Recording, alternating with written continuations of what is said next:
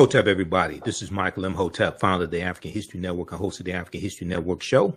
I was on Roland Martin Unfiltered as a panelist on Friday, September 22nd, 2023.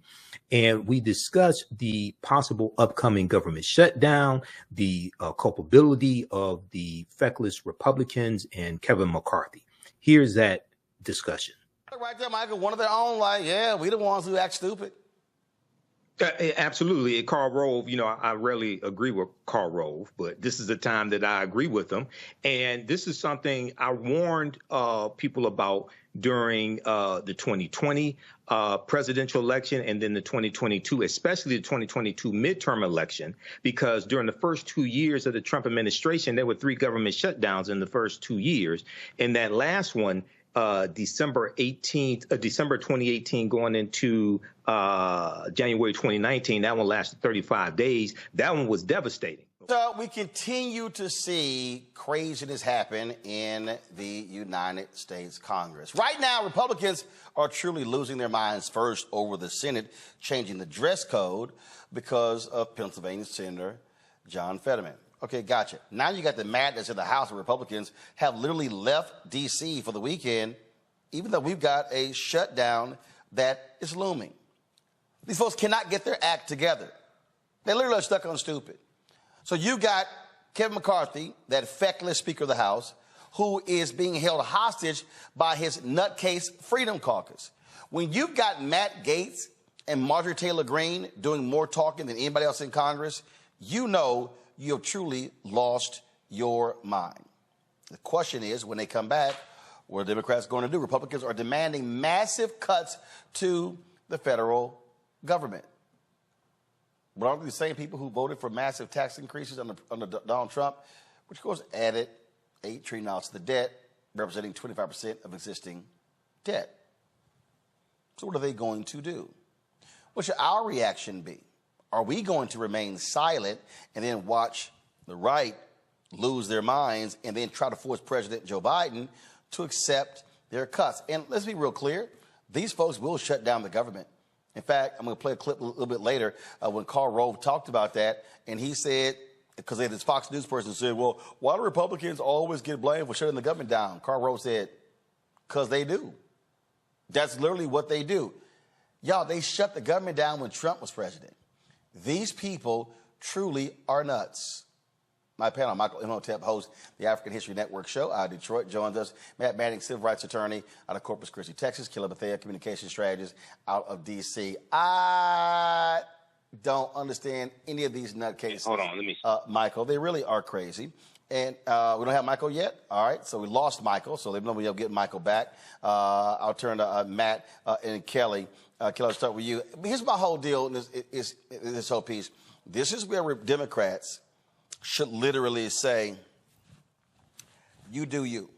Y'all let me know when y'all go through all y'all nonsense. I'll be here waiting. They should not commit to anything until the nuts in the House move forward. And my thing is, they fought so hard to get the majority. They fought so hard to keep power, Republicans, and then to use it or frankly abuse it in this manner in a way that does nothing for the American people, doesn't even do anything for their caucus or their own agenda. It is like they just thrive on chaos. They thrive on the misinformation and the uncertainties because the only way they can galvanize their base is if something is wrong and they can blame somebody else for it. But yeah, it's ridiculous up here in D.C. right now between that and indictments and impeachments that don't need to be here. It's crazy. And it's like no one is paying attention to the American people regarding what they need, how they need it, and how soon they need it. Because these are jobs and lives that we're talking about. Matt, again, these are the people who, they really don't care. They're insane. They're insane. And they will, without a doubt, they'll shut the whole thing down just because. And you see, they wouldn't even vote on a budget. And McCarthy was like, man, what's wrong with these people? Guess what, Kevin? They're yours. Yeah, and you see how they even put him in place. I mean, he's in a precarious position to begin with. considering they had so many votes to even let him be the speaker. And I think the reason is, Roland, partially is because they find that there's political capital to that, in terms of being obstructionist. That's why we're continuing to see it. I don't think that's sustainable. I think at some point, even people in their own constituency start to say, you're not getting anything done. But that, I think, goes again to the crisis of representative democracy that we see now. That you got people who are in office running to stay in office and who are not concerned about their constituents and the greater good. But it's because there has not been a political price to pay for their, asinine actions yet. Michael, this really is one of the funniest clips that I've seen. It was on the Fox News Sunday with Shannon Ream. And she thought she was sort of trying to make the point, defending Republicans for getting blamed for government shutdowns. Karl Rove blew that up in her face. Go to my iPad, watch this. There's another fight that everybody's going to get blamed for, too. Another Hill headline says this: lawmakers prepare for shutdown blame game. Karl, this never seems to go well for anyone, but it does generally seem that Republicans get blamed for these shutdowns. Well, generally because Republicans are responsible for the shutdown. They seem to eagerly want it. So, yeah, there's a reason why they get blamed. And look, the American people demand that their government try and run itself in an appropriate fashion. And the fact that the biggest financial and business enterprise in the world, the U.S. government, cannot pass a budget in time and then ends up shutting itself down over things that are on the margin. I mean, we're talking about the difference between this and that. And the Republicans are going to be shoot themselves in the foot in the run-up to the 2024 election if they continue to think that shutdowns are a great way to put themselves in front of the American people. And there you go right there, Michael. One of their own, we the ones who act stupid. Absolutely. Karl Rove, I rarely agree with Karl Rove, but this is the time that I agree with him.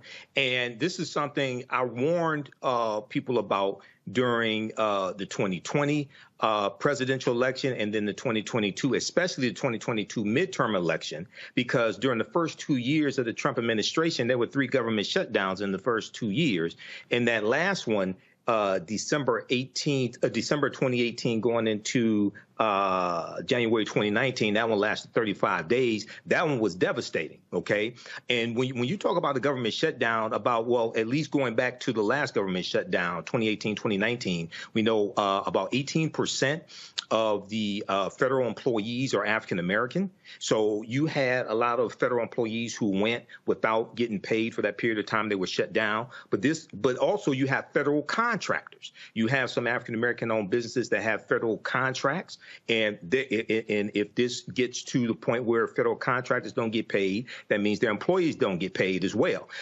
So we have to understand political self-defense and self-preservation. You cannot let crazy people have control of the government. You can't let them have control of the House, Senate, or the White House. So this is why, 2022, the House flipped to Republicans based upon about 7,000 House votes in a handful of districts.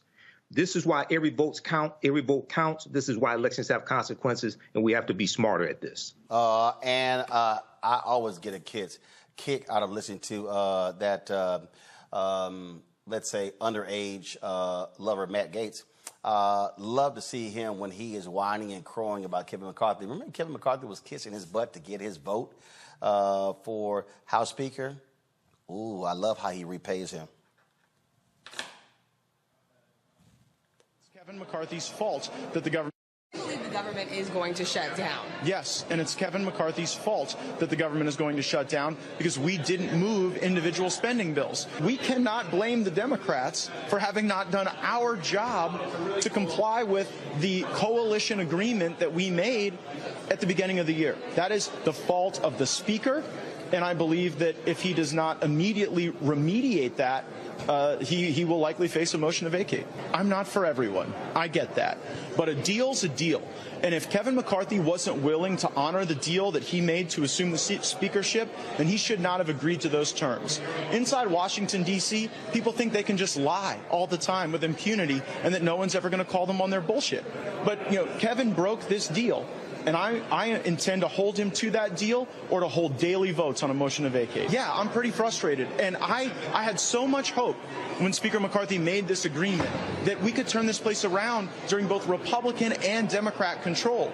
But instead, all we've gotten are lies and broken promises and failure and shutdowns. And while that may be Kevin McCarthy's legacy, it will not be mine. Yes, it will. Because you're a liar, too. Gotta go to the break. Okay, so I hope you like that discussion. I wanted to talk about a few aspects of this because we had limited time on Roland Martin Unfiltered. I've dealt with this before, back when you had the government shutdown that took place in December 2018 going into January 2019. And we know in the first 2 years of the Trump administration, we know there were 3 government shutdowns in the first 2 years. So let's look at a few articles here dealing with this topic, okay? And I want to also focus in on how this will negatively impact the African-American community. Let's look first at this piece from PBS.org, Public Broadcasting System, PBS.org. And this one is called "The Government is Headed for a Shutdown." Okay. And this is, they picked this up from the Associated Press. The government is headed for a shutdown. Who's affected and what happens next? This is from September 23rd, Saturday, September 23rd, 2023. Okay. And PBS.org picked this up. Now, the federal government is heading toward a shutdown that will disrupt many services, squeeze workers, and royal politics as Republicans in the House, fueled by hard right demands for deep cuts in spending, force a confrontation over federal spending. You have people like Matt Gaetz, as you saw in the segment from Roland Martin Unfiltered. You have the crazy MAGA Republicans like Marjorie Taylor Greene and some others from the Freedom Caucus, which used to be the Tea Party. Okay, now, so we know spending runs out September 30th. The new fiscal year for the federal government starts October 1st.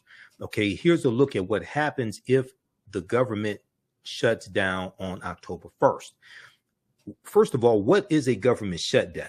Okay, now, a government shutdown happens when Congress fails to pass some type of funding legislation that is signed into law by the President of the United States. Lawmakers are supposed to pass 12 different spending bills to fund agencies across the government.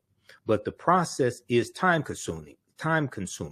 They often resort to passing a temporary extension called a continuing resolution, or CR, which is a term that you're hearing a lot right now, a continuing resolution to allow the government to keep operating.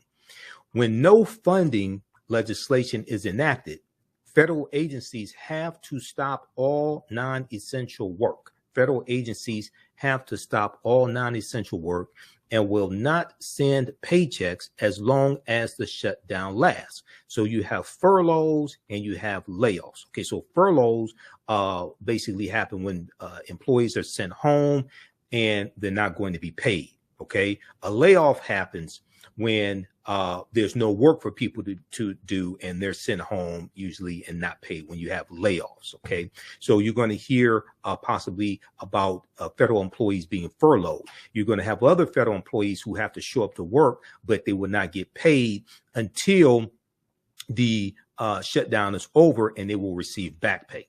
Now, although employees deemed essential, such as air traffic controllers and law enforcement officers, still have to report to work, other federal employees are furloughed. Under a 2019 law, those same workers are slated to receive back pay once the funding impasse is resolved. Okay, and this was something that was put in place after that 35-day government shutdown ended in January. It was about January of 2019. All right. Now, some people may ask the question, and I've heard people, I've talked to people personally who ask this question. They say, well, the president and the White House submit the budget to, they come up with the White House budget. They come up with the budget to fund the government. Why does Congress get to determine whether the budget gets put into place or not? Why are Republicans able to block what President Joe Biden has said is going to be the budget? Okay, that's a very good question. The reason why is because this goes to the U.S. Constitution, which is why you hear me constantly tell people to read the U.S. Constitution. Okay, now this comes from history.house.gov, history.house.gov, which is the history section of the U.S. House of Representatives. This deals with what's known as power of the purse, power of the purse. Okay. The ability to tax and spend belongs to Congress, not the president. That comes from Article 1, Section 9, Clause 7 of the U.S. Constitution. Quote, no money shall be drawn from the Treasury, but in consequence of appropriations made by law, and a regular statement and account of the recipients of the receipts and expenditures of the receipts and expenditures of all public money shall be published from time to time. So this deals with power of the purse. The ability to tax and spend belongs to Congress, not the president, not the executive branch of the federal government, but the legislative branch of the federal government. Congress, and in particular, the House of Representatives, is invested with the power, quote unquote, the power of the purse. The ability to tax and spend public money for the national government. Massachusetts Elbridge Gary said at the Federal Constitutional Convention that the House of Representatives, quote, was more immediately the representatives of the people, and it was a maxim that the people ought to hold the purse strings, end quote. Okay, so read this. It deals with some history as well behind power of the purse. This goes directly to the U.S. Constitution. This is why I warned people during the 2022 midterm elections how dangerous it would be for Republicans to take back control of the House of Representatives. You're dealing with crazy people. You're dealing with some crazy MAGA Republicans, and they want to shut down some of them want to shut down the federal government. So I posted this on our Facebook page, Michael Imhotep, and our Facebook fan page, the African History Network.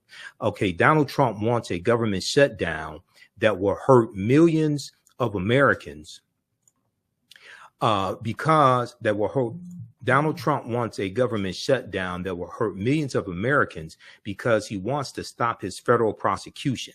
He is too stupid to realize that that is not how the government works, and his prosecutions will continue. All right.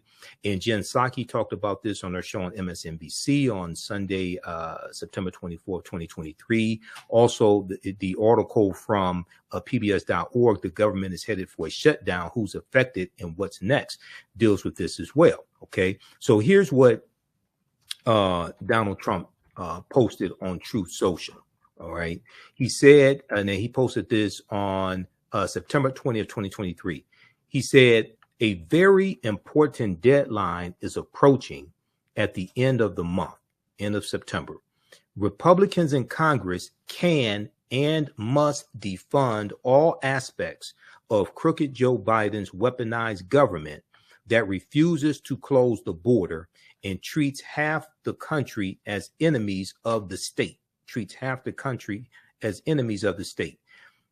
This is also the last chance to defund these political prosecutions against me and other patriots. He's talking about the domestic terrorists who attacked the U.S. Capitol January 6, 2021, who he sent there, okay, to interrupt a constitutionally mandated bicameral, that means both chambers of the legislative branch of the federal government, a bicameral ceremony where they certify the electoral college votes. Okay, he sent them there to stop that process so he could stay in power. He could stay president.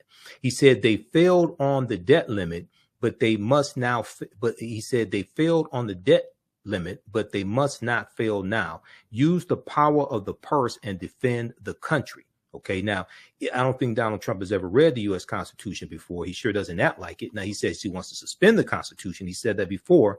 He wants to suspend the U.S. Constitution. I don't think he's ever read it. Okay, this is why he has to be stopped in 2024. I warned you about him in 2016. I warned you about his authoritarian-like tendencies. He's gotten even worse. Let's go back to the piece from PBS.org Public Broadcasting System. Something else is very important. 12 different spending bills. Okay, now, this is why understanding the U.S. Constitution is so important. And there's a piece from, there's a graphic from the Washington Post that deals with the White House budget and deals with the federal budget, okay? And there are 12, and I'm going to pull this up here. There are 12 different committees in the House of Representatives and the U.S. Senate that approve different portions of the budget, okay? And this deals, there's a PDF from Washington Post. There's a PDF from the Washington Post that deals with the budget process, okay? So this one right here, let me zoom in on this. This is from WashingtonPost.com. A guide to the federal budget process. A guide to the federal budget process. Okay. And then it goes through and lays this out. This is why Schoolhouse Rock is so important. This is why we need, there's a lack of understanding of basic civics in America, regardless of race. This is why we have to have forums where we can teach the Constitution, teach this history, teach a basic understanding of law, especially federal law. The president's budget request is the first step in the complex process of funding the federal government. Now, this is by Karen Urish and Laura Stanton for the Washington Post. So we have this flow chart. I'm not going to go through the whole thing, but discretionary spending is subject to annual approval by Congress. Legislators have less control over mandatory spending, which is devoted to entitlement programs. So one on or before the first Monday in February, the president submits to Congress a detailed budget request for the next fiscal year, which begins October 1st. Okay, the House and the Senate, their conference committees, their appropriations committees, their conference committees will vote on the budget in different parts of the budget. Based on the president's proposal, the House and Senate budget committees propose budget resolutions that sets targets for spending and tax revenue and identify any policies that will need to move through reconciliation. These are sent to the floor for a vote, and differences are resolved in conference. Then we have the approval by 12 subcommittees in the House and Senate Appropriations Committees, okay? The House and Senate Appropriations Committees divided the discretionary spending set forth in the budget resolution among each of their 12 subcommittees. This is why you can't have crazy people like Republicans in charge of the House of Representatives, because they control all of the subcommittees in the House of Representatives. Each subcommittee conducts hearings on the programs under its jurisdiction and votes out of committee the bill. Okay, the full committee marks up the bill, the markup process, and sends the bill to the floor. Both chambers pass their bills and iron out the differences in conference. The House and Senate vote again, and the conference report is sent to the president for his signature or her signature or veto. All of the appropriations bills are supposed to be signed by the president by October 1st, but this rarely happens. To avoid a government shutdown, a series of continuing resolutions, or CRs, as we just talked about, are approved to continue funding the agencies at the current levels. Reconciliation occurs if Congress needs to legislate policy changes in mandatory spending or tax laws to meet the annual targets. laid out in the budget resolution. So it goes through the whole process, this whole flow chart. Okay, this is from the Washington Post. Check this out. Share this with your friends and family. A guide to the federal budget process. This is why it's important to have competent people elected to office in the federal government. You can't have MAGA Republicans. You can't have scared Republicans like Kevin McCarthy, okay, in the federal government. And also, even though Senator Joe Manchin, people like to pick on him, even though majority of the time he votes the same way that he votes for policies that Biden pushes, there are other times when Joe Manchin is wrong, like not voting to do a carve out to the filibuster rule for the John Lewis Voting Rights Act, or even his Freedom to Vote Act, which was a Voting Rights Act bill that he put together because he said he could get 10 Republicans to vote for the bill. He didn't get a single Republican. All 50 Republicans voted against it, as well as Kyrsten Sinema. Okay, she voted not to, even though she did vote for the John Lewis Voting Rights Act, she voted against changing the filibuster rule. Okay, now we know that in January of 2017, these two, along with about 28 other Democrats, signed on to a memo saying that they would not change make any changes to the filibuster now that Republicans were in charge of Congress, or in charge of the Senate, I should say. But things have changed. January 6th changed that, and Republicans are abusing the filibuster as well. Okay. All right. Now back to this discussion dealing with understanding a government shutdown. Now, when would a government what is a government shutdown? This is what we were looking at. And we talked about a continuing resolution. All right. Now, when no funding legislation is enacted, federal agencies have to stop all non-essential work and will not send paychecks as long as the shutdown lasts. Although employees deemed essential, such as air traffic controllers and law enforcement officers, still have to report to work, and other employees are furloughed. All right. Now, when would a shutdown begin and how long will it last? Government funding expires October 1st, the start of the federal fiscal year. A shutdown will effectively begin at 12:01 a.m. on October 1st if Congress is not able to pass a funding plan that the president signs into law. It is impossible to predict how long a shutdown will last. With Congress divided between a Democratic-controlled Senate and Republican-led House, and Speaker Kevin McCarthy's hard-right conservatives looking to use the shutdown as leverage for spending cuts, many are bracing for a stoppage that could last weeks. All right. Now, who does a shutdown affect? Who does a shutdown affect? Okay, millions of federal workers face delayed paychecks when the government shuts down, including many of the roughly 2 million military personnel and more than 2 million civilian workers across the nation. All right. Now, you could read the rest of this here. They talk about TSA, Transportation Security Administration. When you go through TSA security at airports, federal workers are stationed in all 50 states and have direct interaction with taxpayers, from TSA agents who operate security at airports to postal service workers. Now, with some federal offices will also have to close or face shortened hours during the shutdown.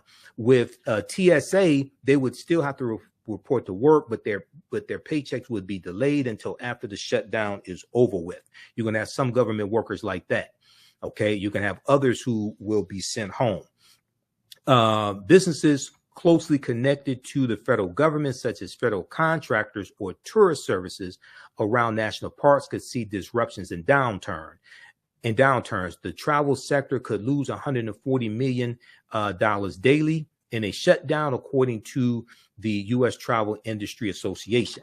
Now, we know that in 2018-2019, that government shutdown that lasted from December 2018 to January 2019, we know that cost the U.S. government $11 billion. We look at this article here from the New York Times. Let's look at this one here. Government shutdown cost U.S. economy $11 billion, CBO says. That's the Congressional Budget Office, which is a bipartisan organization. This is from January 28th, 2019. Alan Rappaport and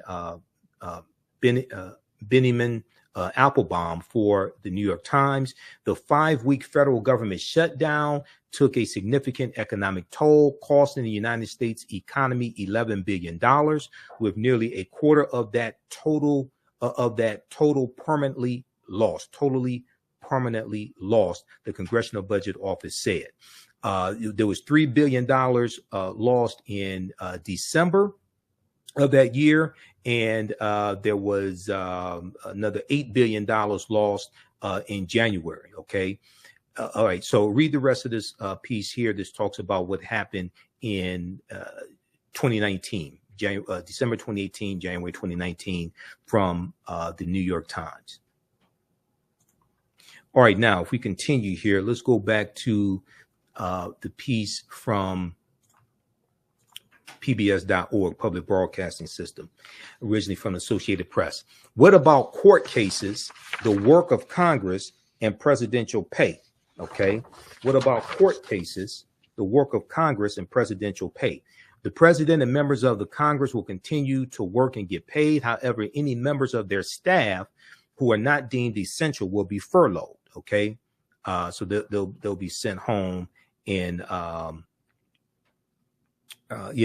so they'll be sent home. Now, the judiciary will be able to continue to operate for a limited time using funds derived from court filings and other fees, as well as other approved funding,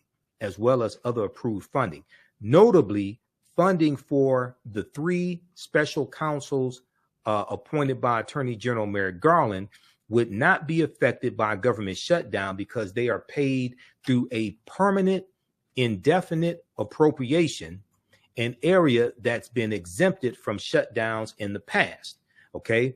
That means the 2 federal cases against Benedict Donald, the traitor-in-chief, the former president, as well as the case against Hunter Biden, the son of President Joe Biden, would not be interrupted.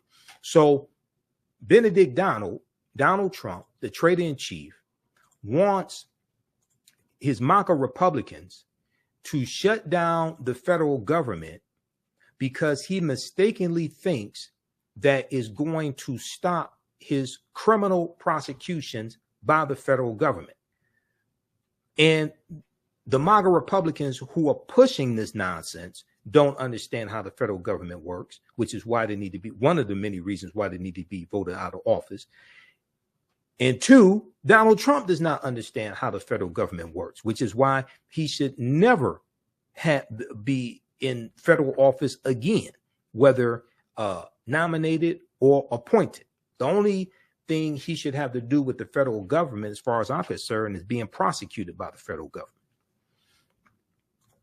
All right, now let's go back to this piece here dealing with what happens during a government shutdown. Now, has a government shutdown ever happened before? There have been 21 going back to 1977. Okay, now prior to the 1980s, lapses in government funding did not result in government operations significantly shuttering or shutting down. But then U.S. Attorney General Benjamin Civiletti, in a series of legal opinions in 1980 and 1981, argued that government agencies cannot legally operate during a funding gap.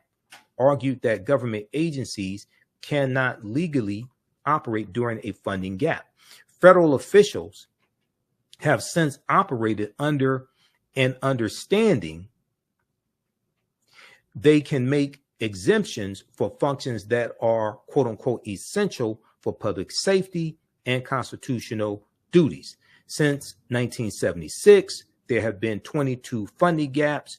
Some sources say 1977, 21 funding gaps. Okay, since 1976, there have been 22 funding gaps, with 10 of them leading to workers being furloughed. But most of the significant shutdowns have taken place since Bill Clinton's presidency, when then Speaker Newt Gingrich and his conservative House majority demanded budget cuts. Okay, this is what, now what's interesting is they want budget cuts when they're not in power, Republicans, when they don't have the White House. When they had the White House, because they weren't talking about all these budget cuts during the first 2 years, especially of the Trump administration. And Donald Trump ran up the national debt. He added $8 trillion to the national debt in 8 years. Donald Trump added $8 trillion. I'm sorry, in 4 years. Donald Trump added $8 trillion to the national debt in 4 years. Republicans largely were not talking about all these spending cuts then. But now that they're not in the White House, now they want all these spending cuts. And they consistently vote against policies that are beneficial to African Americans as well, which is why they should never be in power again. Now, the longest government shutdown happened between 2018 and 2019, when then President Benedict Donald and congressional Democrats entered a standoff over his demand for funding for his fake border wall.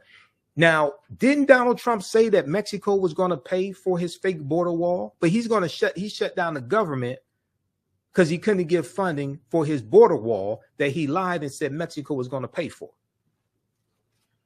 Now he wants the government shut down to stop federal criminal prosecution against him. And even if it shuts down, the prosecution is still going to continue.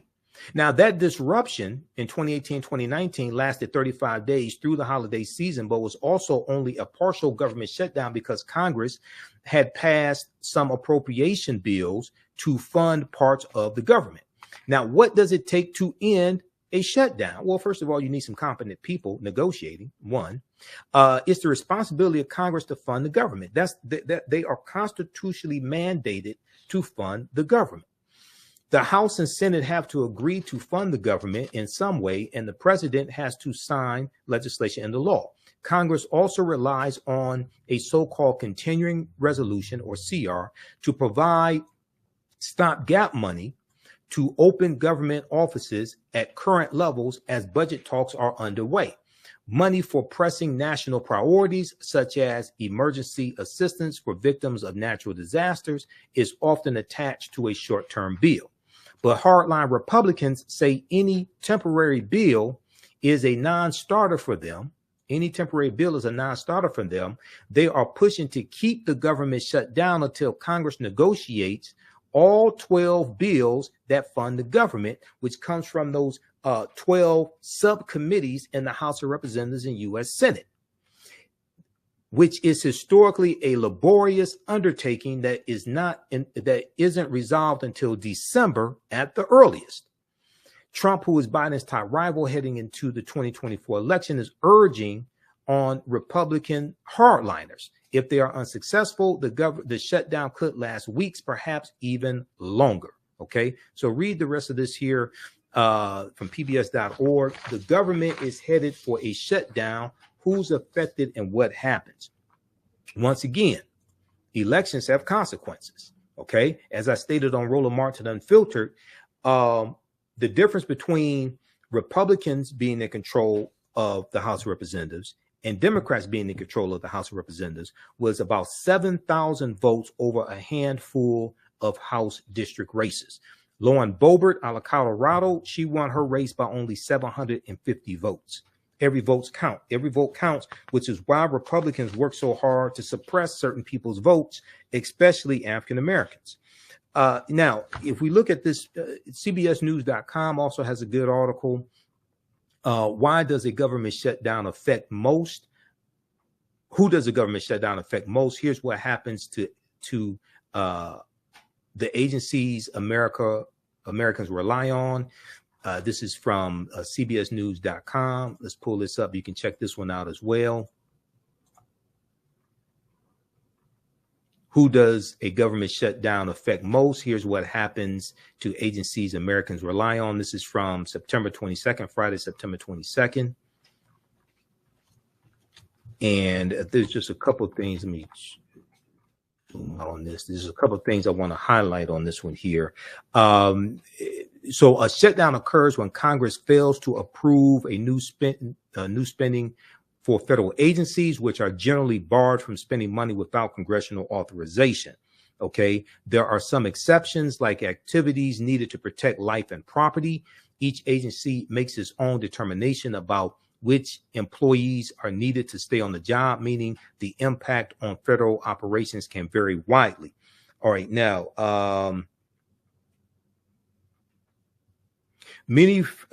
since no annual spending bills have passed, a government shutdown would touch nearly every corner of the vast federal government.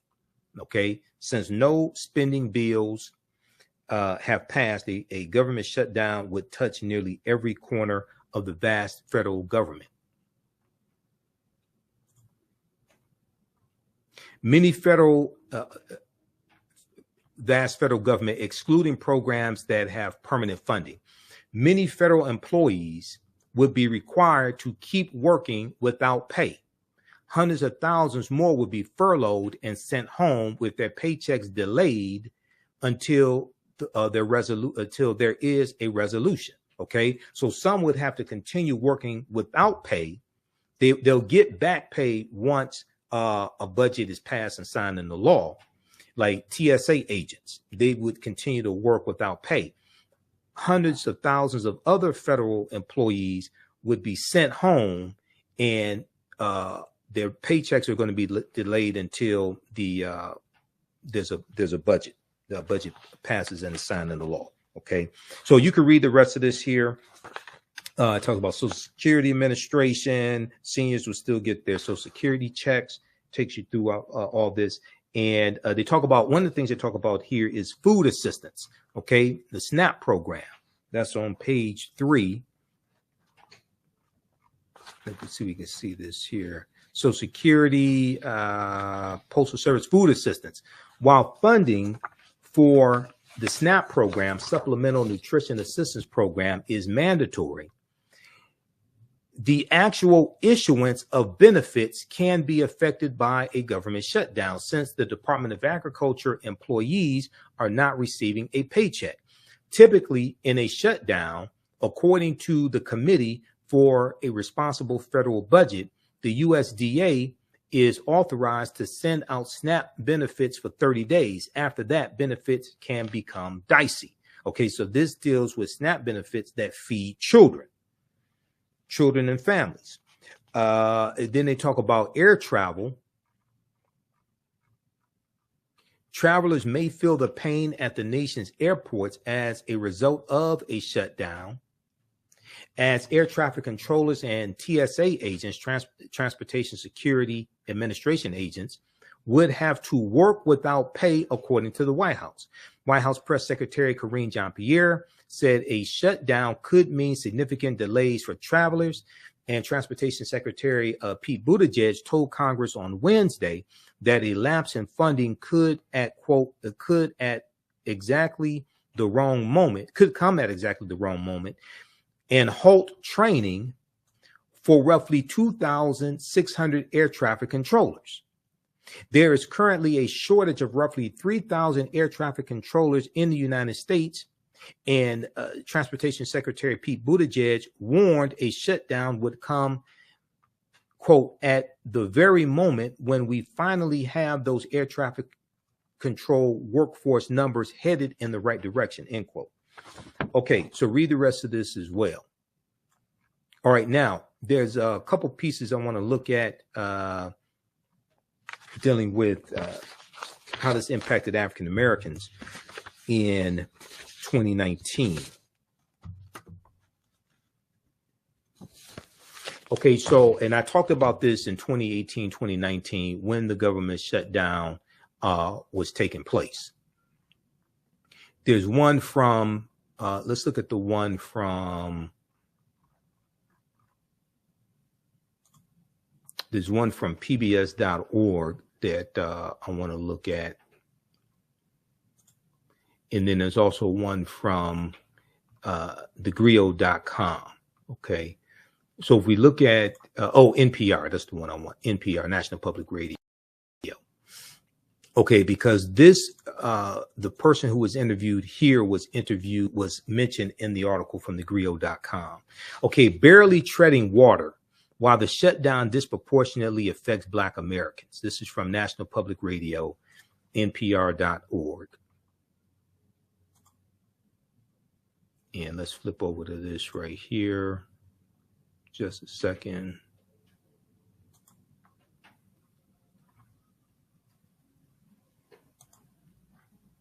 Okay.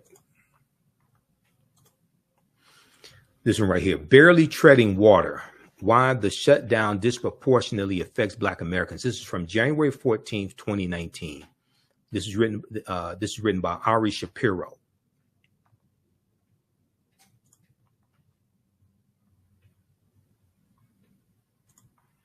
Okay, so in this piece, I'm just going to highlight this here. It says, as the government shutdown enters its fourth week, becoming the longest in United States history, federal workers around the country are struggling to make ends meet. But according to Jamal Lartey, Lartey, a reporter with The Guardian, theguardian.com, a UK publication, the shutdown is having a disproportionate effect on Black workers and their families. African Americans make up a higher percentage of federal workers than they do the non-government workforce. It's about 18%, as I said on Roland Martin Unfiltered.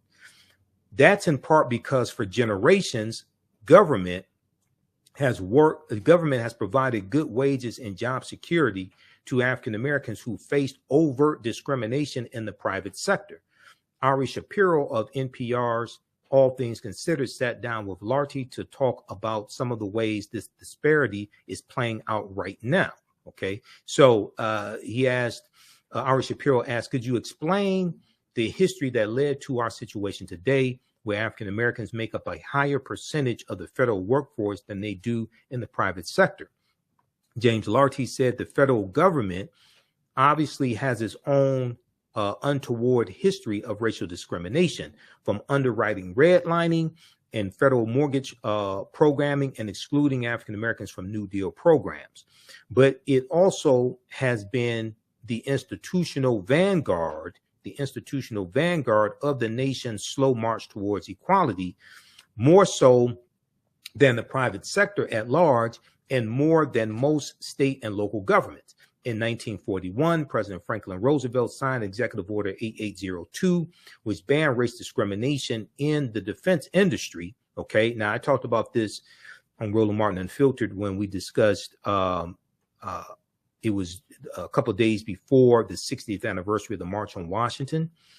And Executive Order 8802 came about because A. Philip Randolph of the Brotherhood of Sleeping Car Porters threatened to put 100,000 African Americans on to march on Washington to embarrass President Roosevelt if he did not desegregate jobs in the Department of Defense. So the day before the march was supposed to take place, because this was going to be the original March on Washington, the day before the march was supposed to take place, President Roosevelt conceded and signed Executive Order 8802. All right, now let's continue. In 1941, President Roosevelt signed Executive Order 8802, and that's largely seen as the most important move in support of the civil rights of African Americans from Reconstruction, which ended in 1877, Reconstruction, all the way until 1964, when the Civil Rights Act was passed. The federal government, for fairly obvious reasons, just did a better job of abiding by the Civil Rights Act than the labor market at large. Okay, so then they talk about the racial wealth gap. We know that African American families have a fraction of the wealth of white families. According to the Census Bureau, for every $100 in white family wealth, Black families have just over $5. Now, this was in 2019. Okay, so what does that mean when African American government workers start missing a paycheck? Okay, so the profound racial, Jamil Lartey responded, the profound racial wealth gap in the U.S. makes it far more difficult for the average African American to sustain a long period without a paycheck as compared to white Americans. We should note that the disparity in wealth is probably much less acute among federal workers. We don't have numbers of African American federal workers' wealth versus white federal workers' wealth. It's probably much closer than the broader disparity. But overall, African Americans are less likely to have friends, family, networks, access to credit, you name it. Things that will help you survive a period without a paycheck, they're less likely to have it.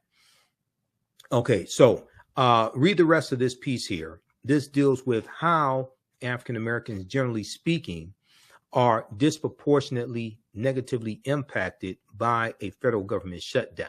All right. Okay, so read the rest of this here. They also talk about women. Tell me about the gender divide. Women make up 60% of the federal workforce, higher than a percentage they make up of the general population.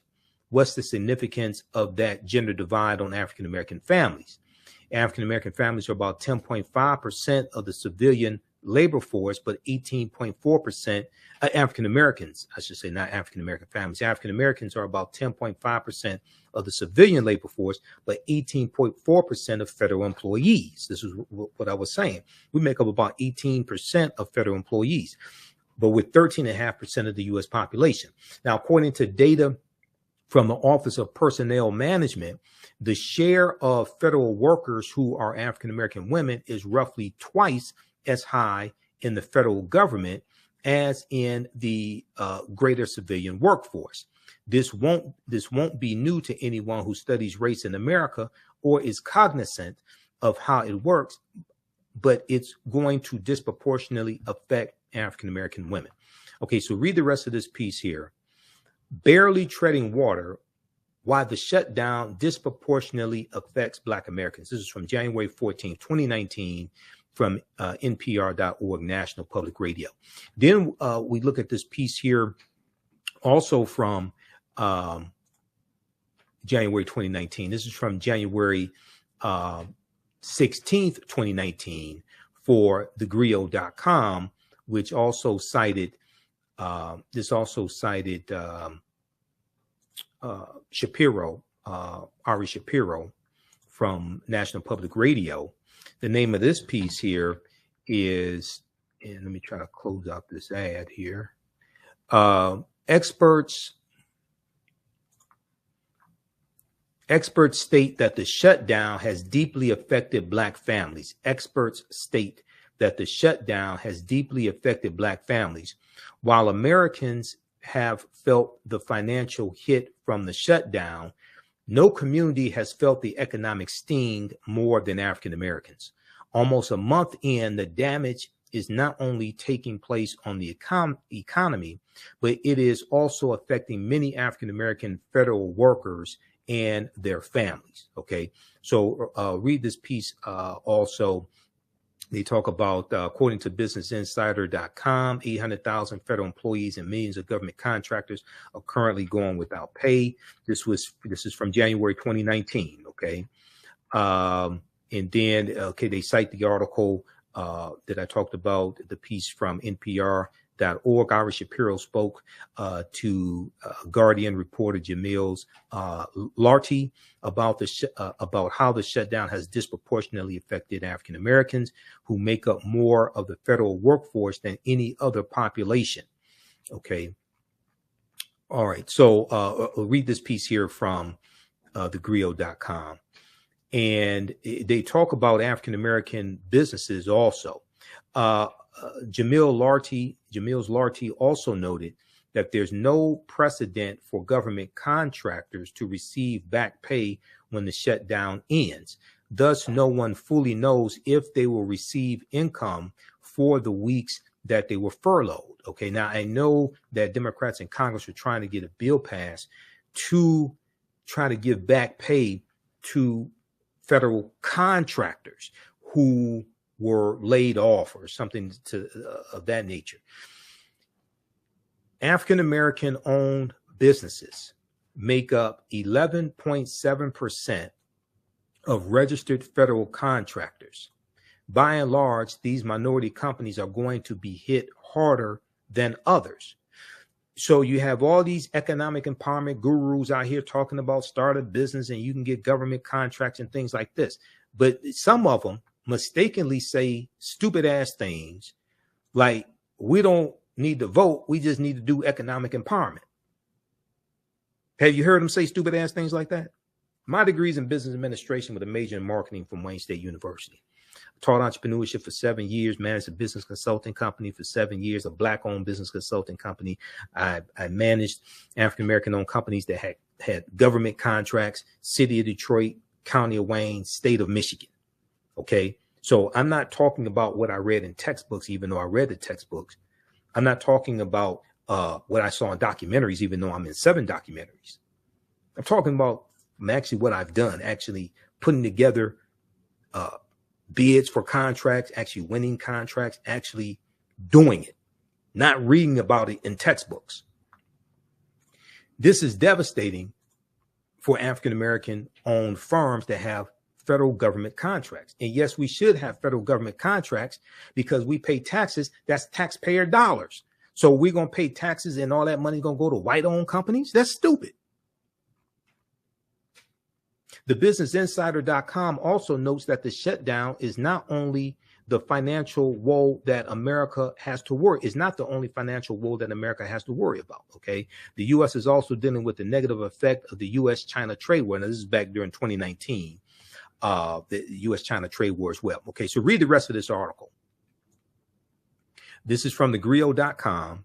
Experts state that the shutdown has deeply affected Black families. This is from January 16th, 2019.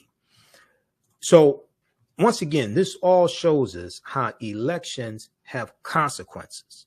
All right. And, you know, I teach a whole concept called political self-defense. Everybody visit, you know, if you like this type of information, give us a thumbs up, give us a heart, give us a like on this broadcast.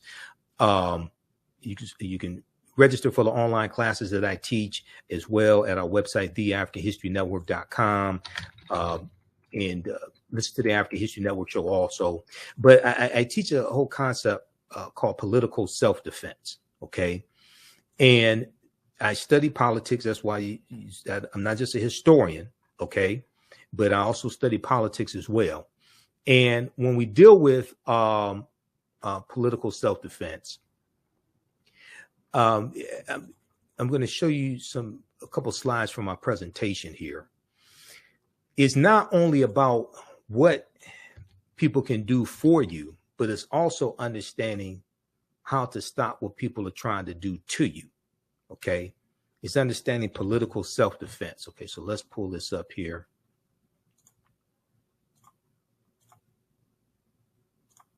All right. So political self-defense deals with understanding how laws and policies impact the economic conditions of African Americans. Politics is the legal distribution of scarce wealth, power, and resources, and the writing of laws, statutes, ordinances, amendments, and treaties, their adoption, interpretation, and enforcement. Okay. Laws create conditions. Conditions create movements. People organize to fight against the conditions. Legislation is put in place. Policies are put in place to address the conditions that the movements were created to address. Now, so when we look at 6 principles of political self-defense, we have to match. We have to elect someone whose policies best match our issues and concerns. This is why a Black agenda is so necessary to give standards and hold people accountable. A Black agenda is not what politicians give us. A Black agenda is what we put together and organize and put together based upon understanding history, economics, law, and politics. And that's what we present to elected officials. I hear people mistakenly say, I'm not voting for anybody who doesn't have a Black agenda. This is what people said. Some people said in 2018 in Florida when Ron DeSantis was running against Andrew Gillum. All right. And I cautioned them and I said, they said that they weren't voting for Andrew Gillum because Andrew Gillum doesn't have a Black agenda. I said, well, Ron DeSantis has a Black agenda. He has an anti-Black agenda. And an anti-black agenda is worse than not having a black agenda. And you see how things are playing out in Florida, from the attacks on African-Americans voting, from him putting together a police force to go arrest African-Americans who were ex-offenders who received their voter registration card in the mail, and they were told that they could vote, to the attacks on the AP African-American Studies course, to the social studies standards coming from the Florida Department of Education that Ron DeSantis also supports. And part of what is being taught to middle schoolers is that some enslaved Africans benefited from skills that they learned. All this nonsense coming out of Florida. Okay, Ron DeSantis has an anti-black agenda. All right, so we have to elect people whose policies best match our issues and concerns. Also, we have to elect somebody who can create an environment for us to push our agenda the farthest and get the most accomplished.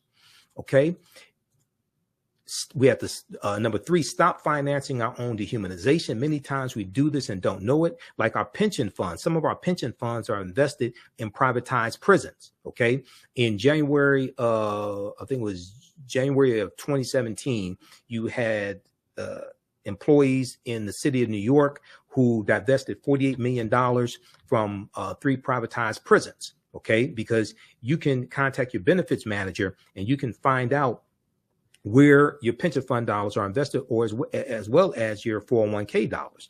The teachers in California, through the California Teachers Union, they did the same thing after they found out that some of their pension fund money was being invested in 3 gun manufacturers, including the gun manufacturer that manufactured the Bushmaster AR-15 assault rifle that was used in the Sandy Hook shooting. All right. So oftentimes we're financing our own dehumanization and don't know this. This article right here, June 8th, 2017, New York pension fund to back out of investments in private prisons. This is my presentation on political self-defense. Okay. Then also, let's see here. We have to, somebody who can be pushed. We have to elect someone who can be pushed in the right direction to do the right thing. They don't have to be perfect. I gave the example of, President Franklin Delano Roosevelt, Executive Order 8802, because he was pushed by A. Philip Randolph, okay, and the Brotherhood of Sleeping Car Porters, all right? Read about Executive Order 8802 at Britannica.com. This breaks this down in the role that A. Philip Randolph played, okay? Number 5, we have to use leverage. You have to leverage our economics to enforce our political agenda. FEC.gov shows it shows all the corporations that have donated to a political organization, and it shows the names of people who donated to political organizations at the federal level, House of Representatives, U.S. Senate, things of this nature. Leverage our pension funds, 401k dollars, etc. Read this article here from HuffingtonPost.org, the O'Reilly Factor on Fox News. The Black organization helped oust Bill O'Reilly by hitting Fox where it hurts.